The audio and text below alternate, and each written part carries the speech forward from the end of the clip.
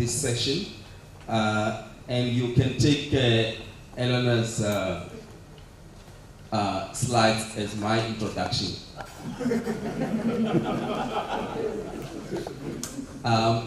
So I won't spend much time on this. I think what's clearly becoming evident is that as a lot more countries are coming into the competition sphere, because in the past only a handful of the world's population really lived under conditions where there was robust competition policy, let alone enforcement. So as more and more countries, literally as we speak today, billions of people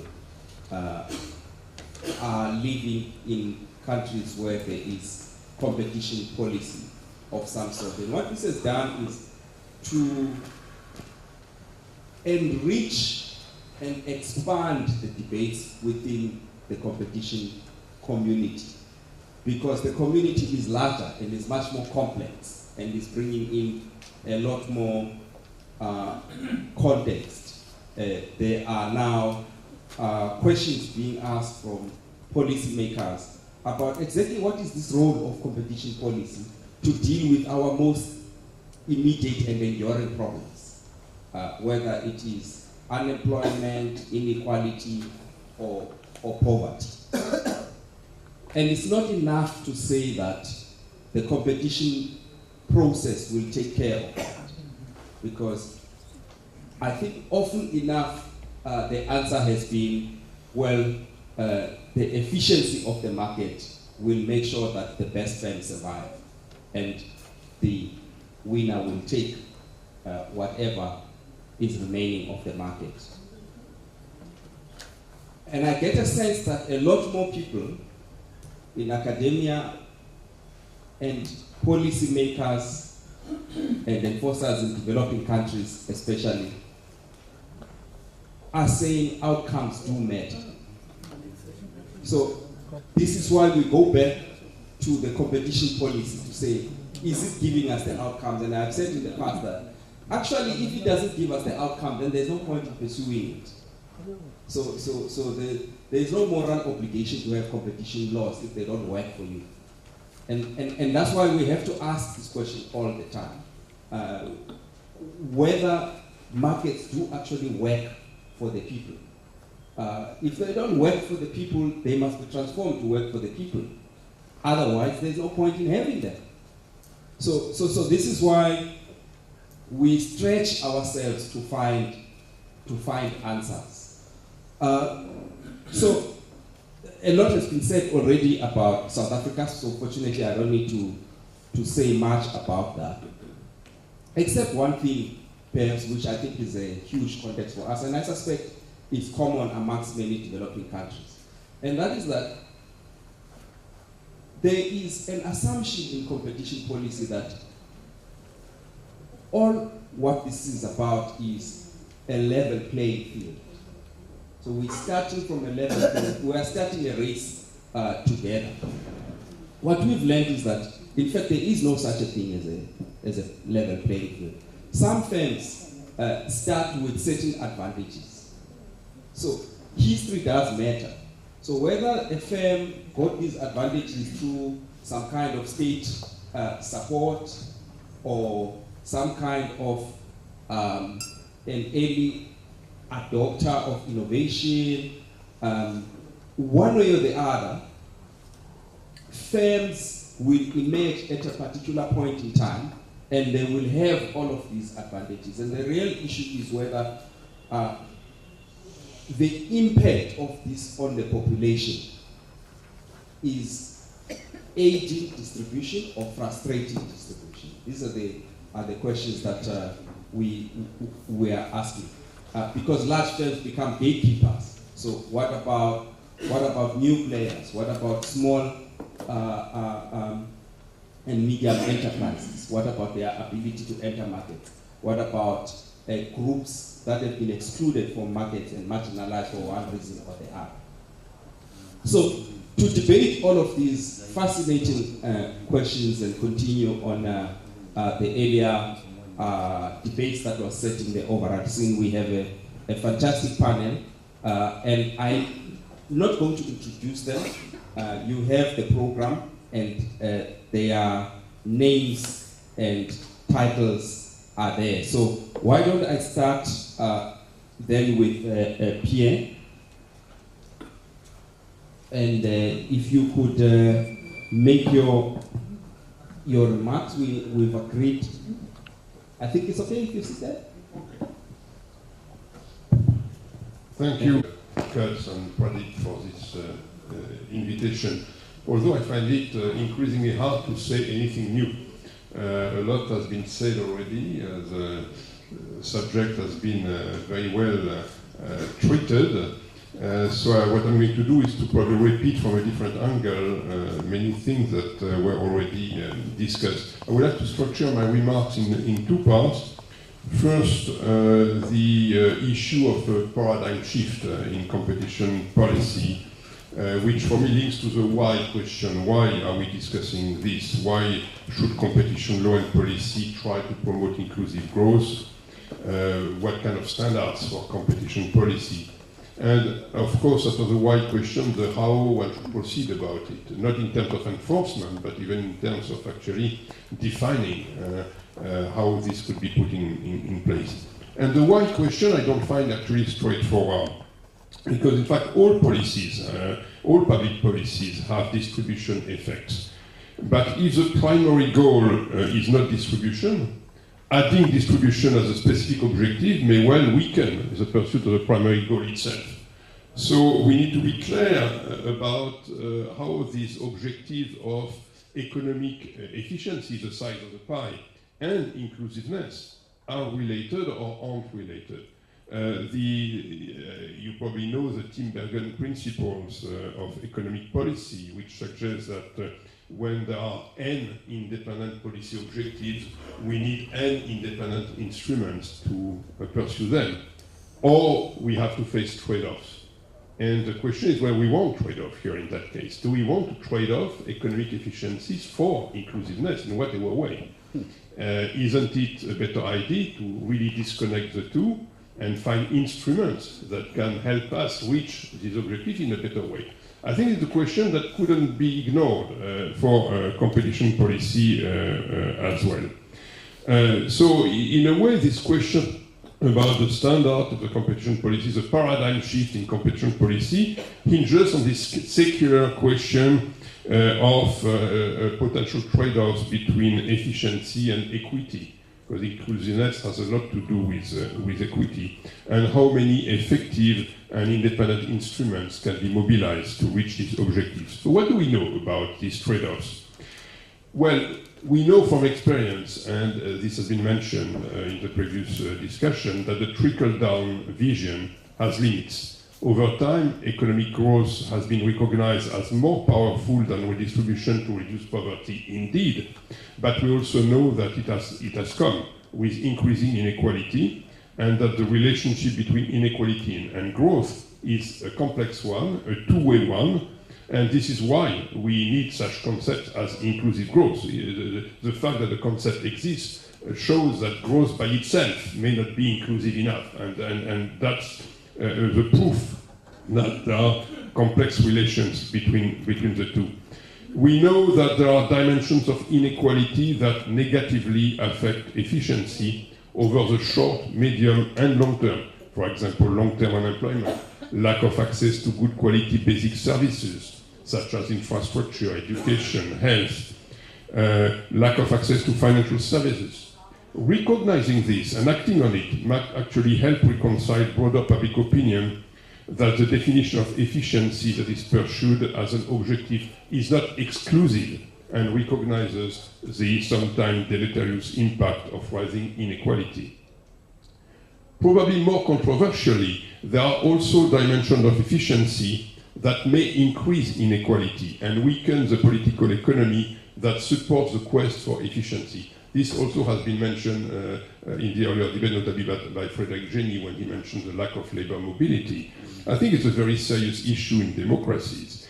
And as it happens, the support for the efficiency argument has weakened in many societies. And I would assume that the support for competition may also have weakened in many chunks of the public opinion. And there is a risk of backlash against everything that has been built over these recent decades. So I would suggest that we shouldn't believe that the rosy view of competition as inclusive would be convincing across the board. And the bottom line is that competition does create inequality, and this is the very force that also drives innovation. So once one has recognized that, one sees the difficulty to actually talk about inclusive competition policy.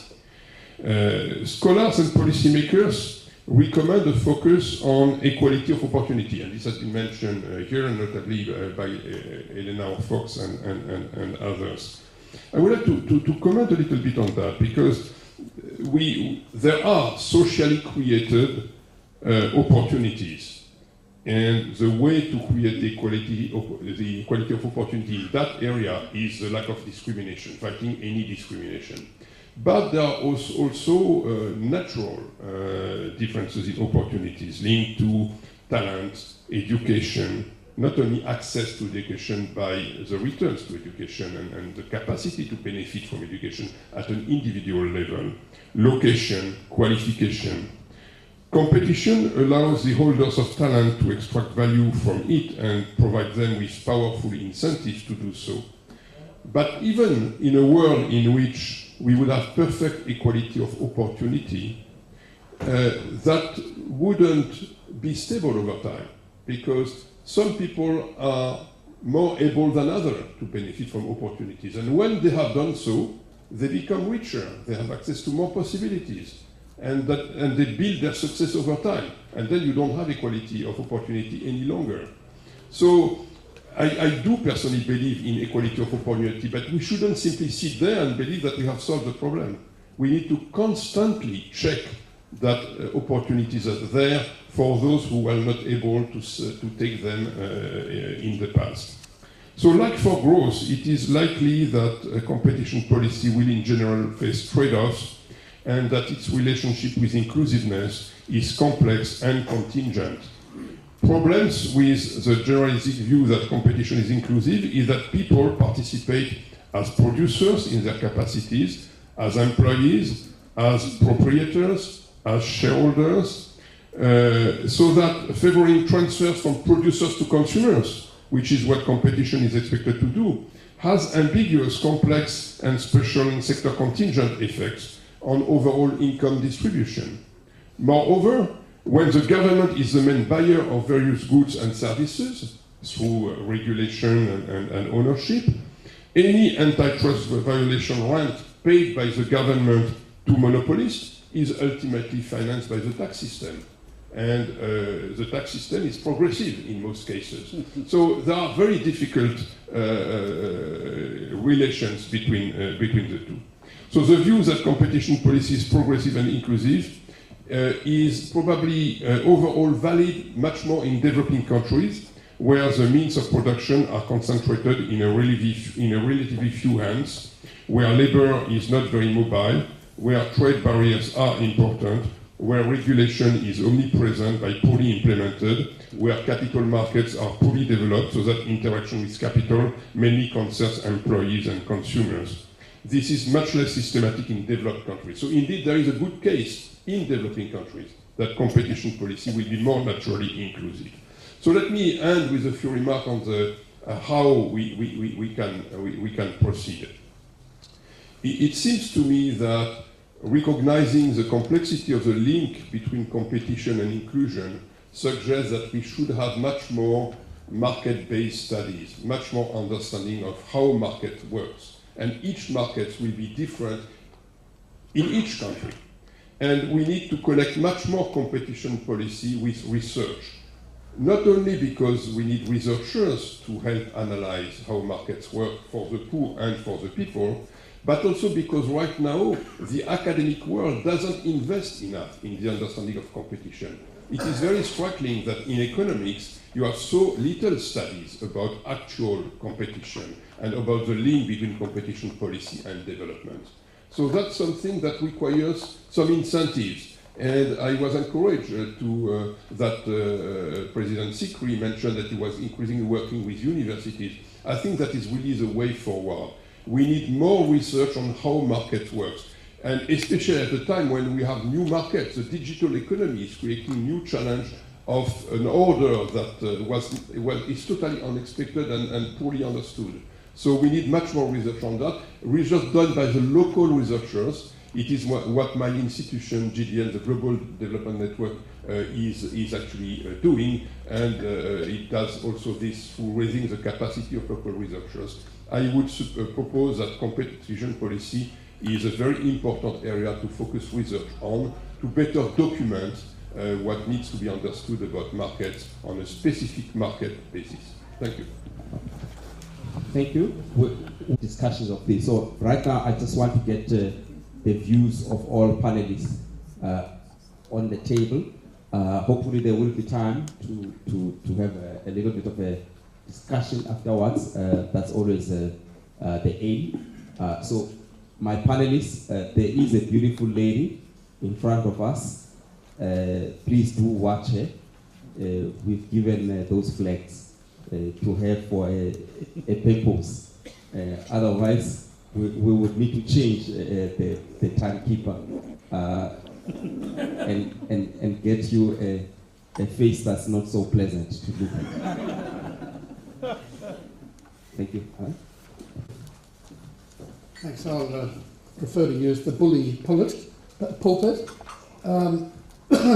Subject to what you have just said, I want to cover 5 points. Just a couple of methodology points, then something about inequality, then competition policy, the general theme, then competition law, and then access to legal remedies, mixing my discussion of developed and emerging and low-income countries. So just at the outset of a discussion about competition and inequality and inclusiveness and so on, I think it's worth noting that the analytical concepts that are used in competition law and policy are not the same as the analytical concepts we use in discussing inequality and poverty.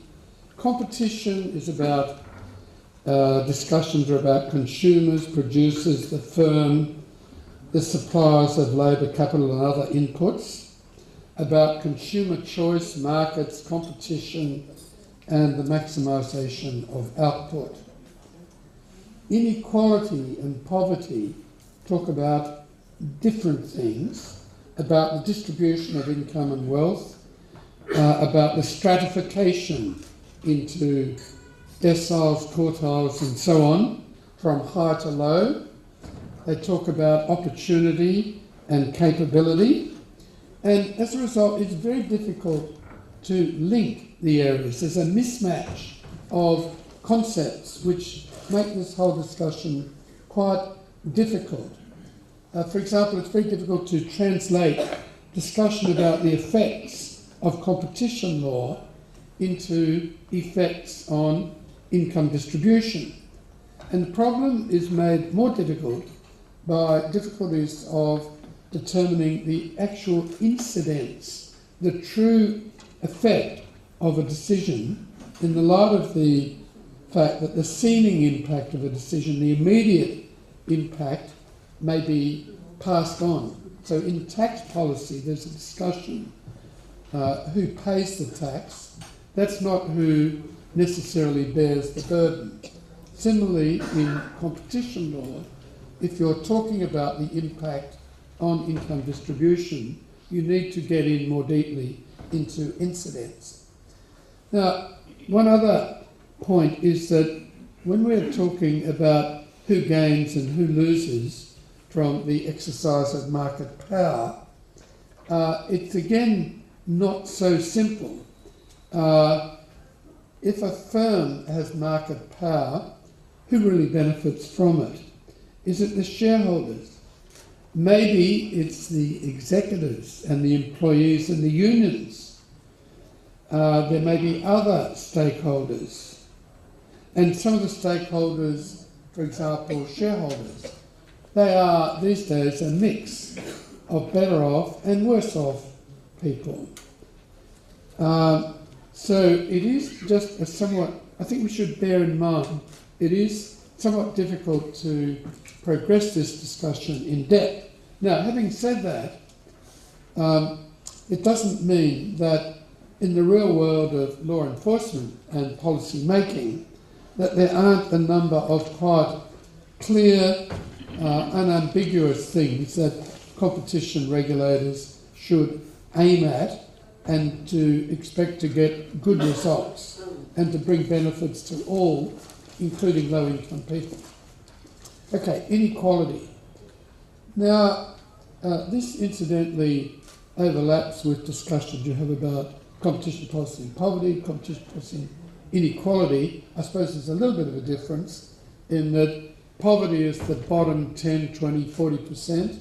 Inequality goes a bit wider. It looks at inequality across the whole spectrum of the economy, and that's relevant now because there seems to have been a big hollowing out of the middle class, and they've been doing rather badly in most developed countries in the last 10 or 15 years, and that's at the heart of a lot of the concerns about how markets work. Now, just about the trends in inequality, well, it has increased within countries in recent decades, probably more so since the global financial crisis. The average income of the top 10% is 10 times that of the poorest 10%. It was only 7.5 times that 25 years ago. And if you look at wealth, not income, it's even worse. The top 10% in OECD countries control half of all household assets, and taking a multidimensional view, health, education, jobs, infrastructure, the poor do even worse. And and then disruptive change, as they call it, seems to have been having a fairly divisive effect. Some workers have done well if they have the right skills, others doing quite badly.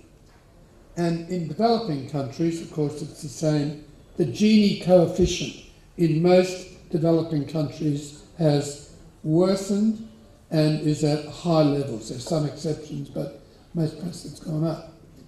Now, I'll just make 2 or 3 points about inequality. Firstly, there are multiple causes of inequality: unequal opportunity, unequal education and health, location causes, where you are born makes a big difference to what happens to you, luck, the inheritance, the family and parents you come from. So the policy solutions for inequality are multiple. They go way beyond any role that competition policy may play. But I do know a couple of issues. Arguably, the dramatic rise in the wealth of the top 1 or 0.1 even percent in the last 10 or 15 years does partly result from the increases in their market power, the exercise of market power. So competition is part, or lack of it, is part of the story. It is not totally clear that uninhibited competition, whatever its economic benefits, leads to more equality. I also note that the rise of the platform economy, two-sided market, strong network effects may well have adverse effects on inequality, but we don't really know. And also, if we are looking at the question of competition policy, then I would say the big questions are not so much competition law, but what we've heard earlier today about competition policy, government restrictions on competition. So I turn to competition policy. When the history of competition policy comes to be written, the great failure will be seen as the failure to do very much about the extensive government restrictions on competition in every department of government, at every level of government, in every sector, about not tackling the restrictions and the exemptions there. We'll probably give a reasonable report card on narrow questions of law enforcement against business.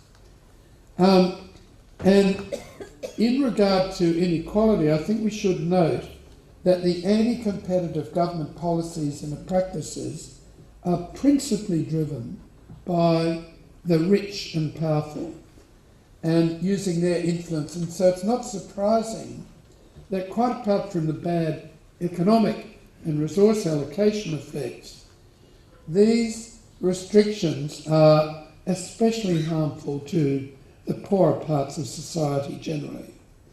It may be restricted entry, the establishment and protection of monopolies, especially state-owned ones, practices that ignore the principles of competitive neutrality, practices that render SOEs and government bodies free from the application of competition law, and the exemptions, state and local laws and exemptions, sectoral exemptions, agriculture, sometimes banks, the intellectual property exemptions, which I believe are harmful to the poor in fields like medicine, the exemptions of some regulated industries, such as in telcos and energy.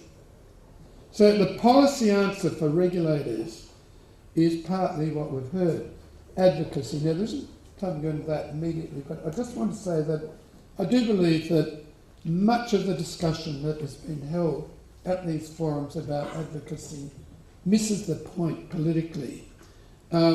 These competition agencies, of course they should do advocacy. It's good, they sometimes get good results. But it doesn't get to the heart of the political problem. There are powerful political forces behind the massive government restrictions on competition. And you have to start with a political analysis of a political approach, which goes way beyond competition agencies on the fringes of government putting in submissions, typically after events have happened. They're not usually involved in the decision making. And you need to start to involve top people in government, politicians, and have them playing a role, and then some machinery.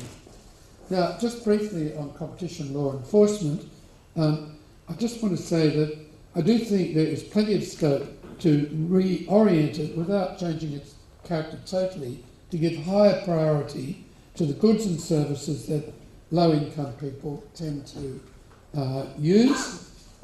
Also, that I believe it would be useful for governments to step in and send a really clear signal to competition regulators through the law that they should give higher priority to goods and services that low-income people use. They could, for example, increase the fines where the exploitation and harmful behaviour is hurting low-income people.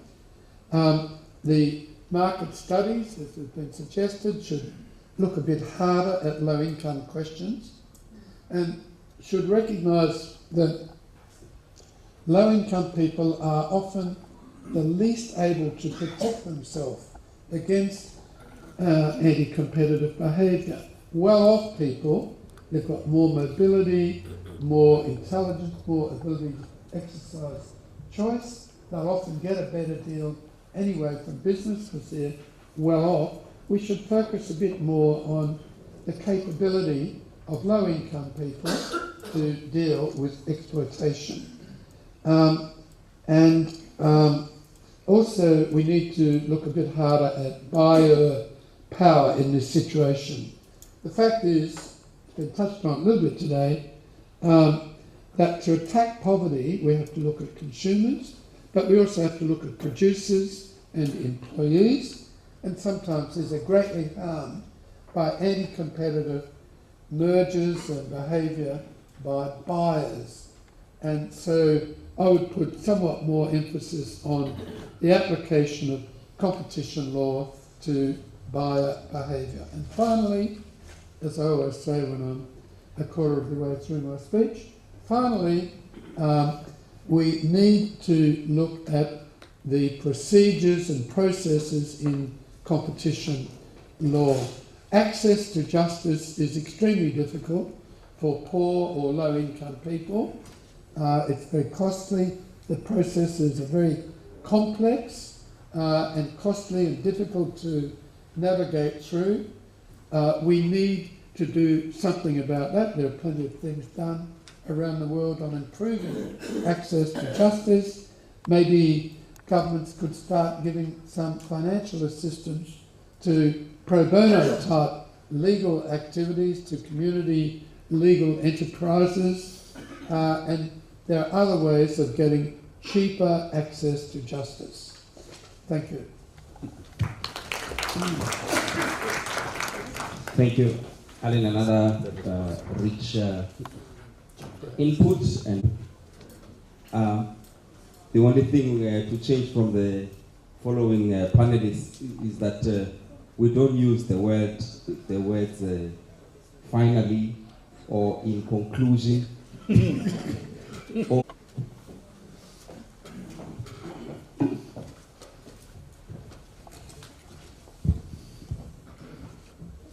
good evening, friends. Let me at the outset warmly thank my good old friend Pradeep Mehta for having invited me.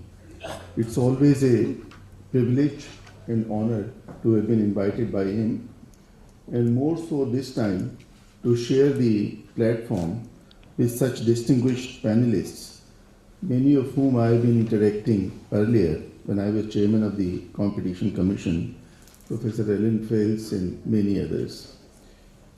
I don't know what I'm going to say, whether it could be wholly or partly repetitive, because I was not unfortunately present in the earlier session due to something which I couldn't avoid. But I'll briefly elucidate on some of the thoughts which I thought would be, in my view, relevant for today's discussion. I was earlier India's executive director in the World Bank, and therefore I generally fall back upon some of the World Bank reports. Before I joined the Competition Commission, I came straight from the World Bank.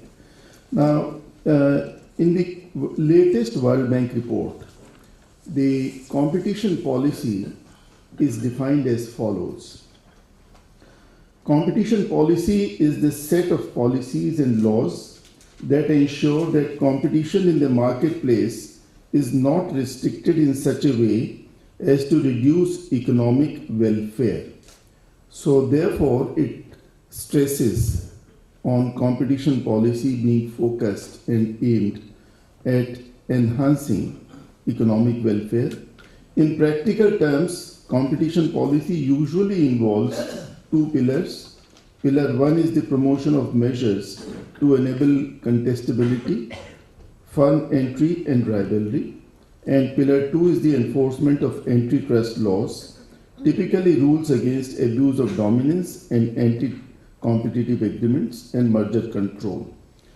Then it goes on to say that integrated competition policy with other policies and introducing competition principles in those policies can make those broader policies more effective. Competition authorities monitor and punish anti-competitive behavior by firms and prevent mergers that could harm competition. And apart from enforcement, they generally and they should support enforcement with advocacy efforts, conducting research on the effects of the competition of proposed government interventions, etc. Now, I said this only to lay the ground for what I'm going to talk now, that in the context of our own competition law, if you look at the preamble, then it talks about economic development of the country, keeping in view of the economic development of the country for the establishment of a commission to prevent practices, blah, blah, blah, and to protect the interest of consumers and to ensure freedom of trade, etc. Two things: economic development of the country and protect the interest of the consumers. So specifically, it doesn't talk about equity or welfare aspects, but are directive principles of Constitution which is overarching law, you can say directive principles. It governs nearly all government policies, and Article 38, 39, etc. It talks about the welfare aspect, economic welfare, social welfare. Those things should be the overarching objective of any government policy. The public interest per se is not included in the Indian competition law.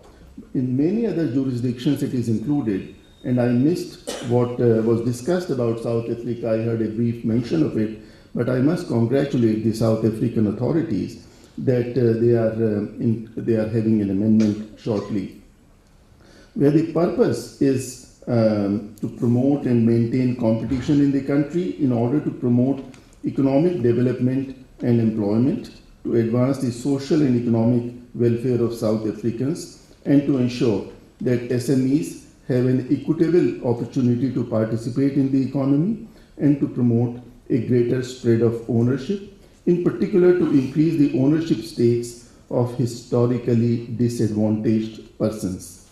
Similarly, in China, anti-monopoly law provides that one of the objectives of the law is to safeguard social public interest. And similar objectives also exist in Korea, balanced economic development, in Botswana, in Hungary, Namibia, Poland, Zambia, etc. So this public interest criteria, whether it is specifically, explicitly included in law or not, but it is generally supposed to be governing the competition policies. And although the competition policy may not formally be existing there, yet we do need to keep these things in mind.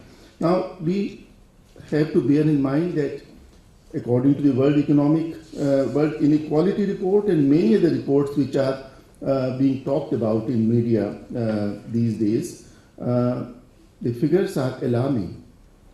Inequality is increasing globally, and India more so.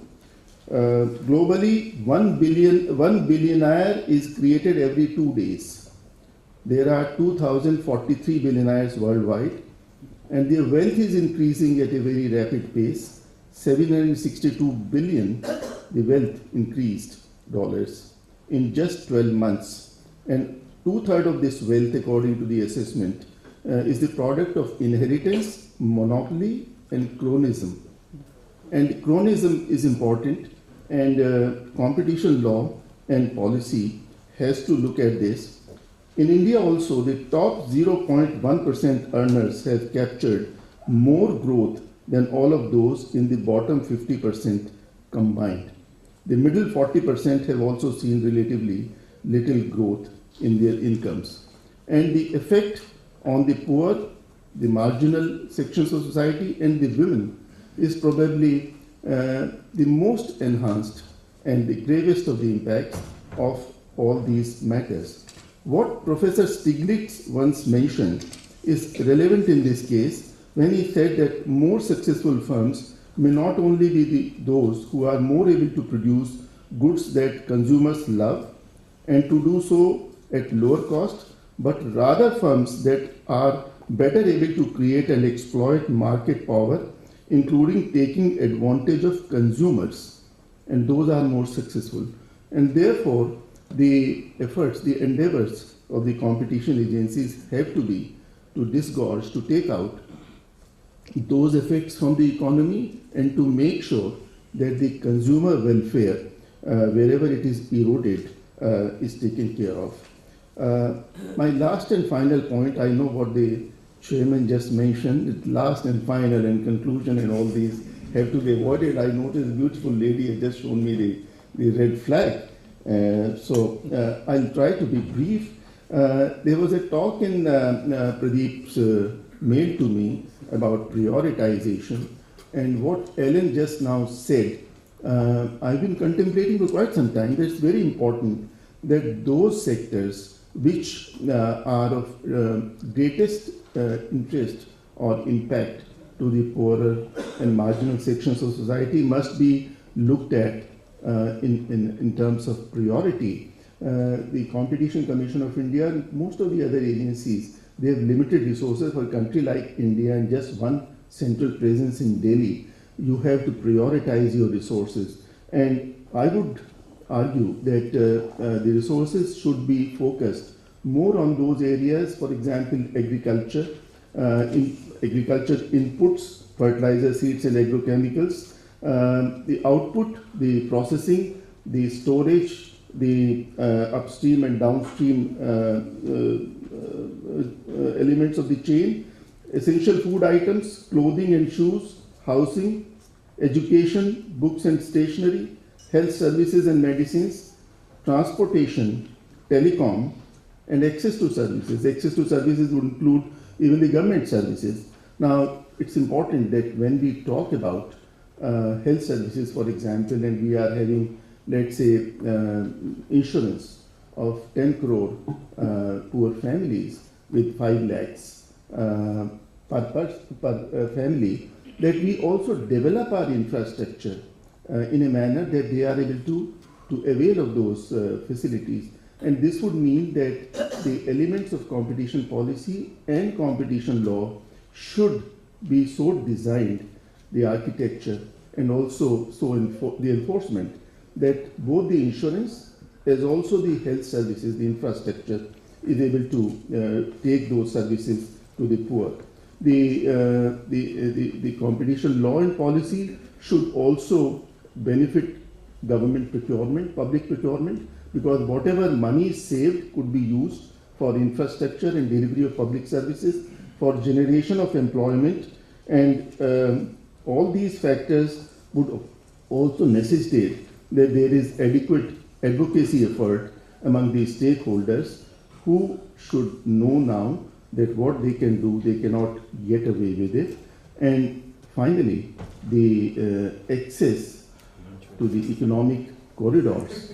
This finally is real finally, eventually. Not one of those, eventually. That they are able to avail of the levers of economic power. Thank you very much. During the past decades, Brazil became the top 10 strongest economies in the world.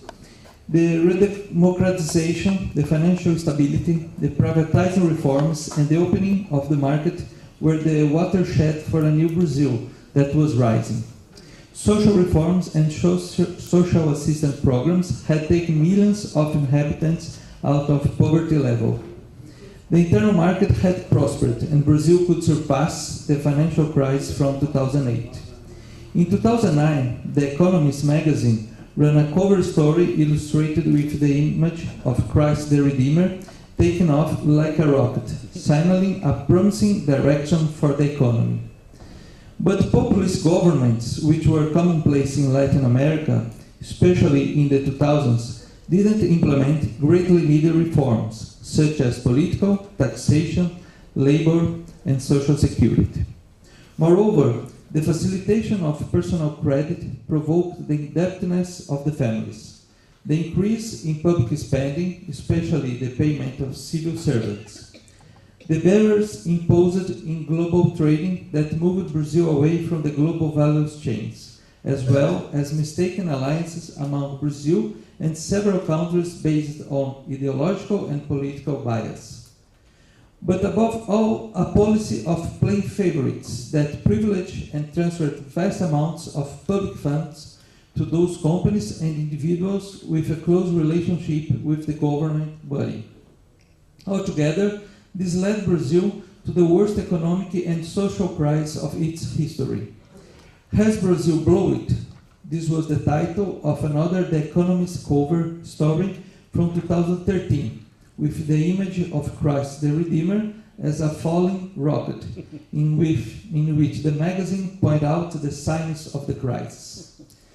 The 2017-2018 Competitiveness Index from World Economic Forum ranked Brazil as the eighth competitive economy among 137 countries. The up and down figures of the Brazilian gross domestic product that in 2010 reached 7.5% and in 2015 fell to minus 3.5%. In 2017, the GDP was 1%.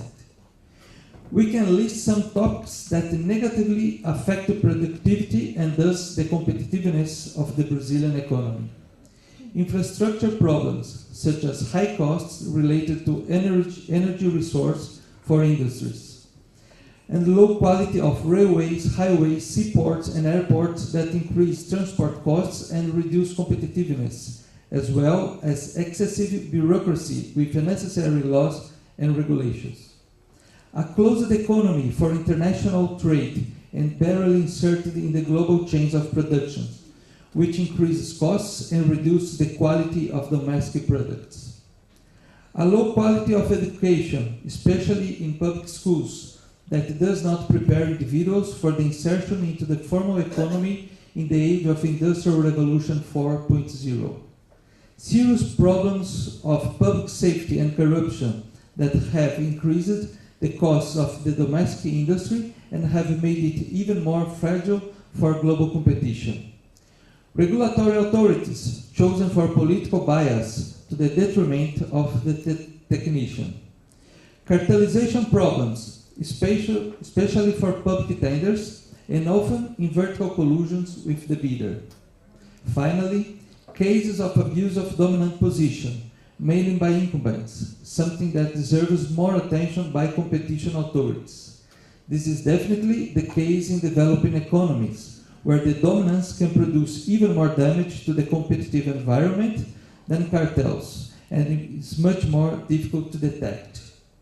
Even so, this is the first time since 2012 that Brazil has risen in the ranking of World Economic Forum, and Brazil ends a long downward trend and shows signs of economic recovery and competitiveness. But competitiveness and corruption is a hot topic for any country and deserves special attention, especially for developing economies. Corruption has enormous costs, inflating, for example, the price of public works. It distorts the allocation of resources by governments, causes waste, and brings about even more inequality, already very wide in Latin America. The United Nations pointed out that Brazil lost about 61 billion US dollars with corruption arrangements per year. Only in the case of Petrobras, the Brazilian state oil company, the diversion of illegal funds related to the car wash operation involves between 9 million to 13 million US dollars, according to a study of the Brazilian Federal Police. As quoted at the World Economic Forum in 2017, Brazil is the country of the car wash operation that began as an investigation of money laundering, but revealed serious corruption and then anti-competitive behavior.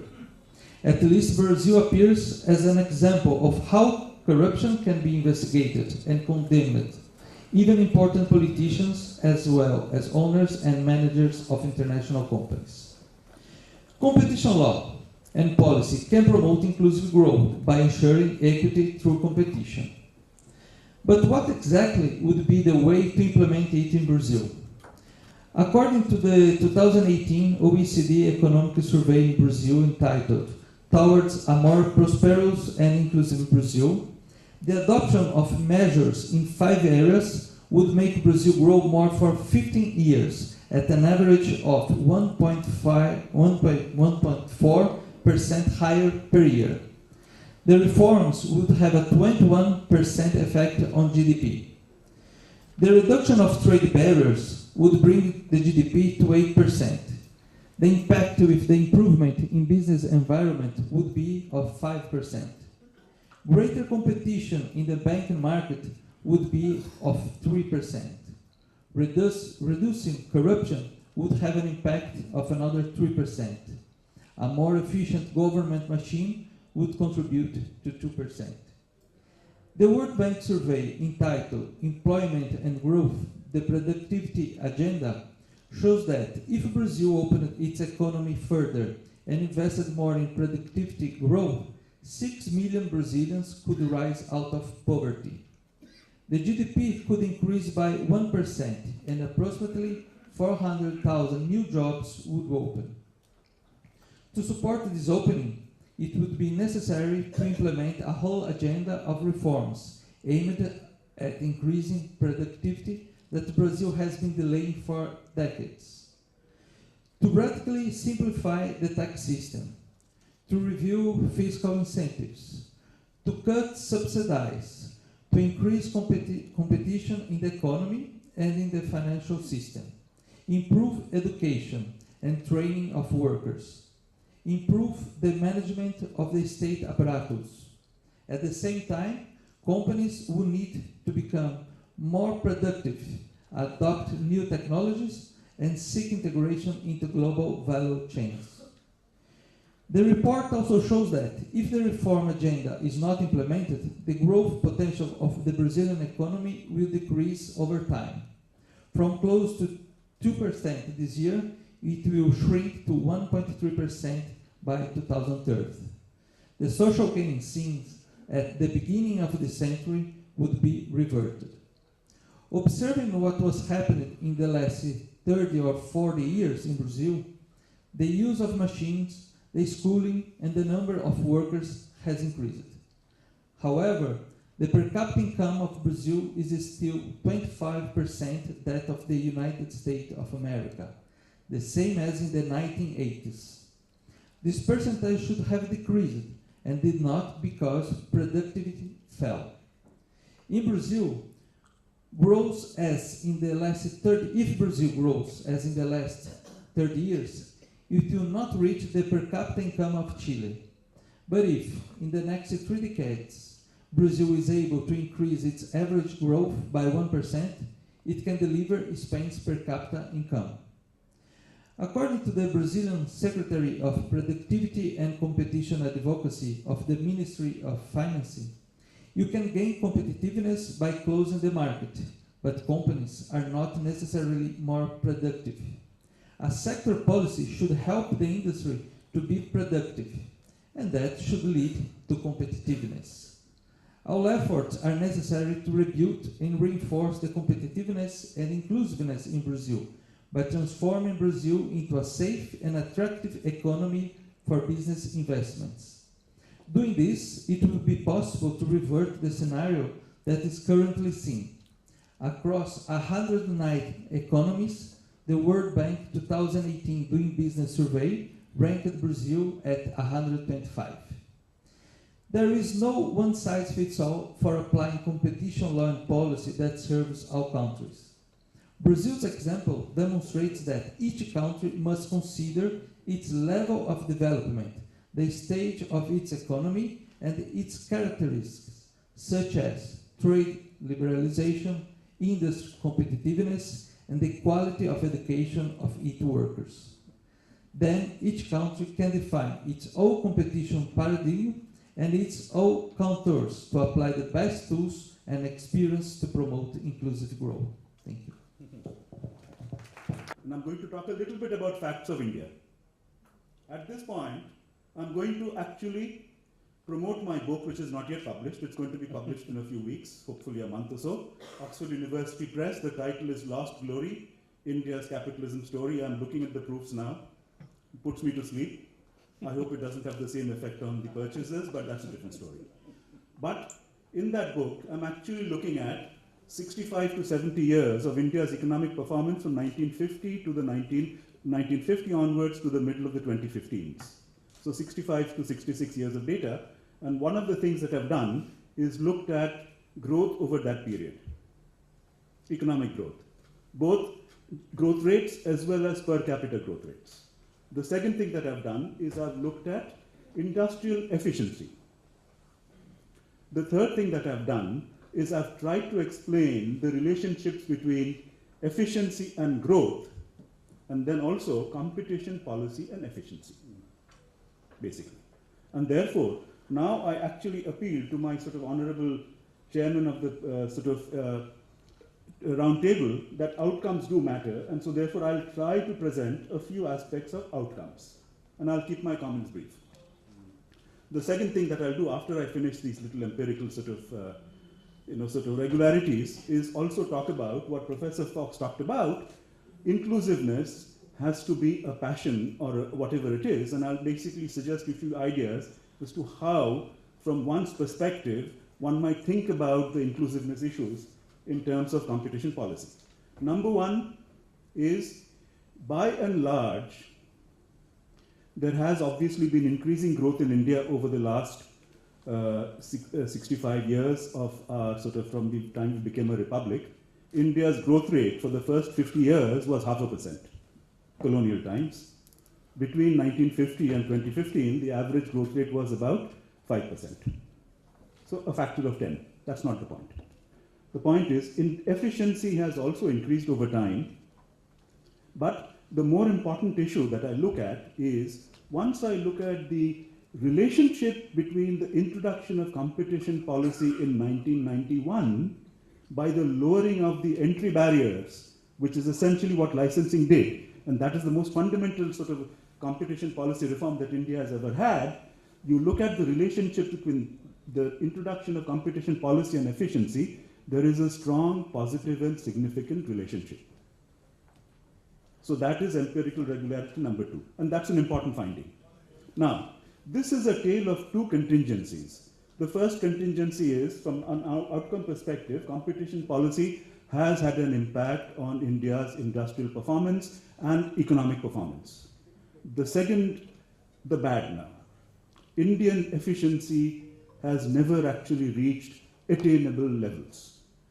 So it has gone up, but it has not gone up as much as possible, which is not necessarily a good thing. As a result, India's GDP in aggregate is half of what it could be. So if Indian industry was efficient as feasibly as possible according to the frontier, India's total GDP would be about $5 trillion now and not $2.5 trillion. Coupled with a low proportion of Indian industry. But competition policy works, but competition policy has not worked that well. Now, the second thing is, I talked about the inclusiveness, what Professor Fox was talking about. I think one way that I've sort of thought in my mind how to address the sort of dichotomy or the balance between equity and efficiency is to look at things not just from a simple consumer welfare standards. What we are really talking about is what are the intellectual standards by which we are coming up with our policies and our sort of implementation, enforcement, and execution of policies. And it is simply not just consumer welfare standards, which competition policy authorities do because they are law enforcement agencies. But we need to take a total welfare standard perspective. And on that score, on the total welfare standard perspective, we start looking at a whole plethora of stakeholders and not just simply consumers and prices.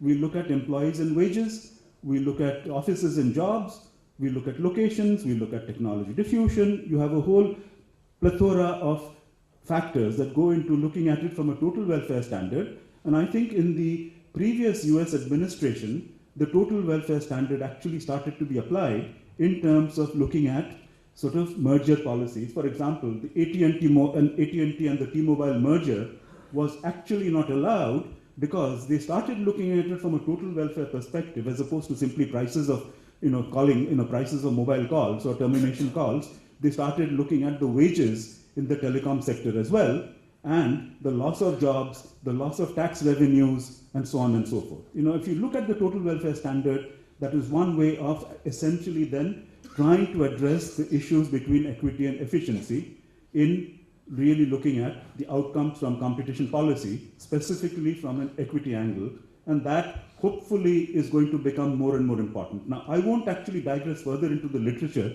because I think in Europe there was a substantial sort of debate 25, 30 years ago between one of the, the American school of sort of antitrust versus the sort of, the European school of antitrust, which was a little bit more holistic. But going back to say that once we then bring in the sort of stakeholder perspective in all of these dimensions, then we begin to get a better sort of handle on how we approach competition policy and look at the outcomes across a variety of sort of stakeholders and not simply consumers and prices, basically. Now, it's not as easy to look at it, both in terms of decomposing it empirically or also analyzing, but that step has been taken and it must be taken on more and more of the sort of I mean, obviously, if there is a clear sort of issue that there is sort of, anti-competitive behavior, and if it's a behavioral issue, that's fine. But, if it's a structural issue as well, then we begin to really look at the outcomes of these structural sort of changes across the entire sort of spectrum of stakeholders that make up the ecosystem of any particular industrial context or a context of a market.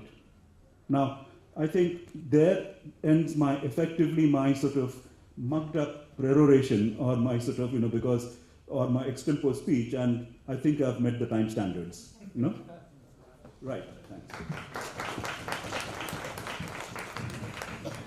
Thank you for delaying dinner. Do we have time for questions? I'm asking Pradeep, I'm looking at you. Everybody is fine with that? Okay, so let's let me reserve my questions rather. I had a big question I wanted to ask. Let's see from the audience. No, let's see from the audience first. I'll see if I need to add mine. Any questions? Okay, let me ask my question once you're still thinking, if you have any. And I hear that there is I think everybody accepts we have a problem, whether it is a problem of rising inequality or even a problem of economic underperformance. We have a problem. And there are case studies that we've heard about. It seems to me that what I'm hearing, though, is that the contribution of competition policy in solving this problem is quite limited. What competition law can do about inequality, about economic performance perhaps, there's a general vote of no confidence or no limited confidence on competition policy. Why should we have it? Taking into account that there are countries that have done it without competition policy. I mean, look at South Korea, look at various countries, Asian tigers. If we must answer by saying that it has no big role, then what's the point? I'll start from that side. Okay, well, I think that's a very valid question, and I think it's also an incredibly difficult question to answer without sinking into quicksand. Number one, I think there is competition policy in my mind is one aspect of overall industrial policy, basically. And an industrial policy is a little bit more aggregative at a sort of national interests level, where the political economy issues play out. And I'm appealing back to some of the older literatures, such as Frederick List and Alexander Hamilton, and the role of essentially national interests and national global positioning in the sort of world and so on and so forth. Korea, Japan, China have taken a national interest approach, in my view, to looking at their industrial sectors and how the firms perform and how they compete. And competition policy is a subset of that industrial policy. And I think that thinking is now coming back into fashion, at least in Britain and in Europe, perhaps not so much in America to that degree, that they're thinking in terms of looking at an aggregative industrial policy level. I mean, that's my take on it, very briefly.